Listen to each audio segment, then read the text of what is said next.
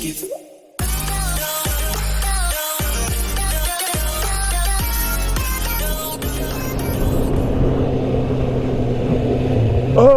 what is going on today, my YouTube family? On my way to work, as usual. Another glorious, glorious day. So, today is going to be story time. So make sure to, get your blankie, get your pillow, come find someplace comfy, and listen to old Grandpa Hef here tell you a story. The stockings were hung by the chimney with care, in hopes that St. Nicholas soon would be there. Santa Claus. So, this weekend, which my weekends are Friday and Saturday now, it might be changing here soon, but anyways, that's not the point here. I decided to go to this Asian restaurant for lunch, right? It's a buffet. And they have like hibachi, which what hibachi is like, you get the stuff raw and then you put it all together, whatever you want, and you give it to the guy and he cooks it on the flat top thing. So anyways, that's not the point here. God, I need to stay on track. It's really good food. And so when I rolled up there, they sat me at a table, and I had just taken my helmet off, so I'm messing with the Senna, I'm messing with the GoPro. And I look over and there's this girl, she's probably, I don't know, 10, 12 years old. Yeah, man, probably about 10. And you can tell that she's got some sort of a mental disability, just by the way she was acting and such. But she was alone at a table. And I saw her, didn't really think anything of it, kept messing with my stuff, trying to get it situated before I started eating. And I hear, hi. Didn't think I heard it, but didn't register that like it was towards me. And I heard again, hi. I'm like, what the hell? So I look up and it's her, and she's like waving at me, so I wave at her. I'm like, hey, how's it going? Nice to meet you. Name's Hef. And yeah, that's the first time I made it out of that without stopping. That never happens. Wow. Either gonna be a great day or a really bad day, one of the two. And he was just staring at me, and so I just said hi and kept doing my thing real quick because I was starving and wanted to get the food. And as I'm about to get done, I look up and she's just staring at my helmet, just like hardcore. She's like a table ahead and like 2 tables to the left of me. And I could tell that she's just like really into the helmet, and so I was sitting there and she's like all smiley, and so without thinking, because it didn't register with me at the time, apparently, fucking dumbass, how a full-grown man approaching a young girl, especially a mentally challenged girl, without her parents, just me approaching her and starting like to start up a conversation with her like she's a fucking adult, So I walk up and I'm like, you like the helmet? And she's like, yeah, So I show her the helmet, show her the camera, and like right as it clicked with me, like that this probably might be construed as a bad thing, if you don't know the full context. Right as that clicked in my head, I just glanced to my left, and I didn't know at the time, but it became very apparent that was her father that had just come around the corner, and he's got food in his hand, on a plate. And the look he gave me for about a second and a half was, what the fuck are you doing to my daughter? Run. Like that look, And so I was like, oh fuck, like this could be bad. And so I was like, oh hey, I'm so sorry. I was like, she was just really liking the helmet.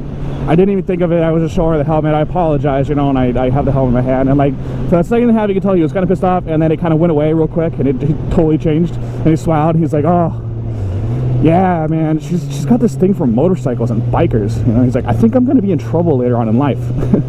I was like, yeah, you might be in trouble, and like, so talking to her just for a second, and I telling him what bike I ride and stuff, and and she was looking at the helmet, and so it's like, all right, cool, have a good one, and sat down. And then as they left, he came and said bye, and I shook her hand, shook his hand. He's like, thank you for talking to her.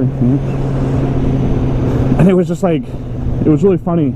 I mean, it wasn't funny at the time, but like my dumb ass just not thinking, again, like a full-grown adult approaching a young female that's alone in a restaurant, like, hey, how you doing? You want some candy? Like that sort of situation. Oh man. So Lesson learned here. Don't approach unattended children, no matter how much they like your helmet or your motorcycle or anything like that. Gotcha. God damn. Could have been bad. Could have been really bad. If he wasn't as understanding, it wasn't as cool, might have been a bad day for me.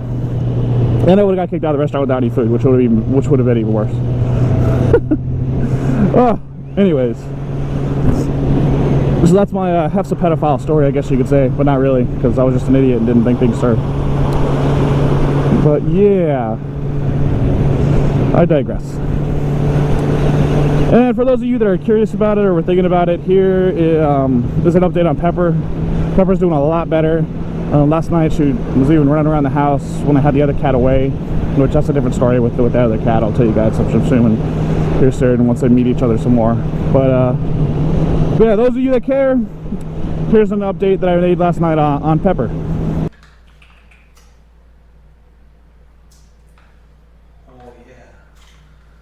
Oh yeah, that's where it's at. Alright, come here. Now take your cone off. Come here. Take your cone off. I know.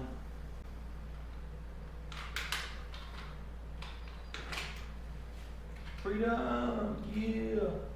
Pepper, Pepper. Okay. Let's get some food. So, Pepper is doing good. The main thing is she won't eat unless I sit here and spoon feed her,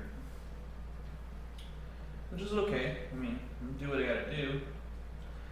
The thing is though, is her cone is, I think, is the main issue. She's super depressed by it.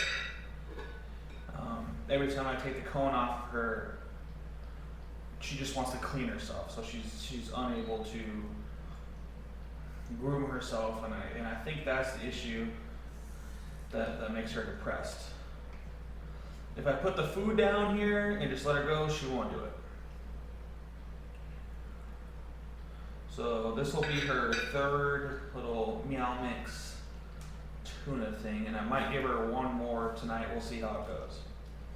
But there's an update on her. I think once she gets the cone off of her, everything should work out. But for right now, every meal, this is what I gotta do. Like I said, a little bit extra care. Help it out.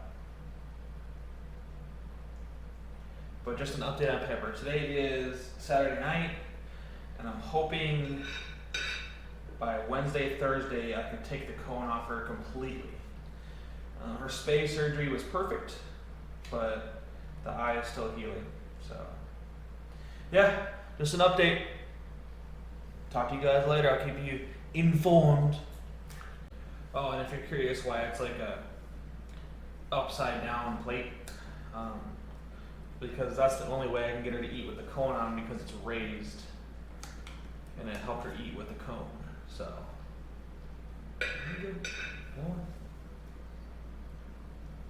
yeah, do what you gotta do.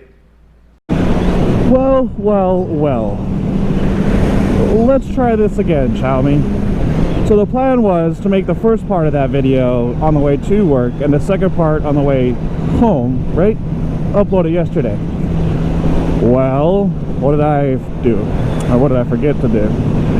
I forgot to plug in the fucking microphone again. You're a stupid dumbass. I swear, I've been doing this for a while. Like, I know what I'm doing. Like, oh, Jesus Christ. That was, again, whatever. Moving on. So, the second part of this was another story. Same weekend. So, it was Friday that the whole pedophile, that sounds bad, pedophile thing happened. And then Saturday, I was at Fry's, which is a local grocery store here in town. And as I walk in, there's a guy at the self-checkout, and I notice he's like spinning the carousel around where the bags are, you know, where you scan it and put your bag in, or you put shit in the bag. And he's just like reaching in, you know, and I'm like, what the fuck? And he's like reaching into 2 or 3 bags, and I was like, okay, whatever floats your boat, dude.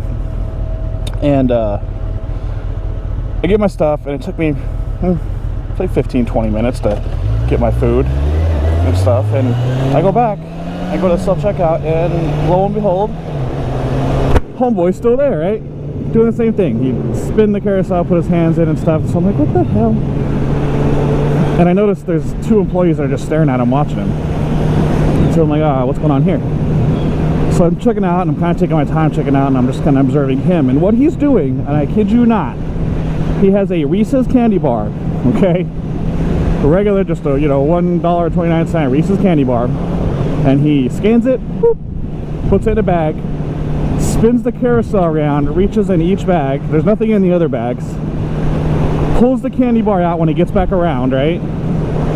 Puts it down in his bag, in his little cart thing he's got. Looks at the screen for a second, takes it, scans it again, puts it in the bag, and repeats the whole cycle. And I could see his screen, right? And his screen is literally up to like $69 and some change. So he had been at this for a while. And I'm like, what the fuck? And so finally, after a while of going back and forth doing this, I hear, hey, are you tripping? And I look over, and it's the employee asking him if he's tripping. And you could tell, like, you look at his eyes, his fucking pupils are all fucked up. And from my history, because, I did drugs back in the day, a lot of drugs. And I can look at him and I know he's on some, like, either shrooms or acid, right? You could just, the look in his eye, the pupils, everything. He's on some sort of hallucinogen. Total loss of all basic motor skills. Blurred vision, no balance, numb tongue. The mind recoils in horror. So, damn, that was close. What the hell? And he's like, no, I'm not, I'm fine. I'm just, trying to buy this candy bar. And she's like, well, fucking buy it then, like, do it. And he's like, oh, okay. And he does it like 2 more times, and he gets the bill up to like $72. She goes, all right, I'm gonna have to ask you to leave. And he goes, okay, just let me pay for my candy bar. And I kid you not, he takes his wallet out, takes his card out, and pays $72 and change for 1 single candy bar. And like, a part of me wanted to be like, nah, bro, like, no, don't pay that much money for that candy bar, right? But this guy's on fucking shrooms, and there's no reasoning with him at all. None. Like, you tell him anything, and he's not gonna fucking comprehend in his head what the hell's going on. So he paid $72 and some change.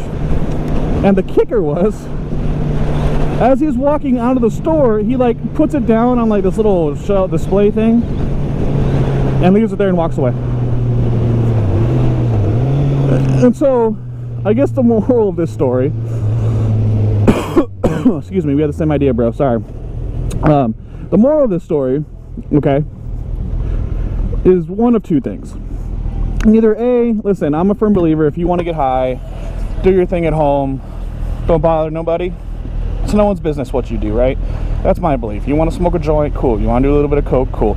Do it in your house, don't affect anybody else. You still pay your bills, you're still a member of society, you know what I mean? Fuck it. It's your body, do what you want, man. So, if you're gonna do drugs, do it at home. Don't walk out in public and make a fool of yourself and pay $72 for 1 candy bar that you don't even take home. Or, if you don't believe that, I guess you could say just don't do drugs. Mr. Garrison, drugs are bad, okay? Okay, kids, drugs are bad, okay? Oh, anyways. Jesus Christ. Excuse me, coming through. Thank you. So, let's go, Mr. Jeep. Let's race. Anyways, that's gonna do it for me, my peeps. Hope you all enjoyed. Have story time. Yeah, this guy's flying. Alright. Have story time. Talk to y'all next time. See you later. Bye.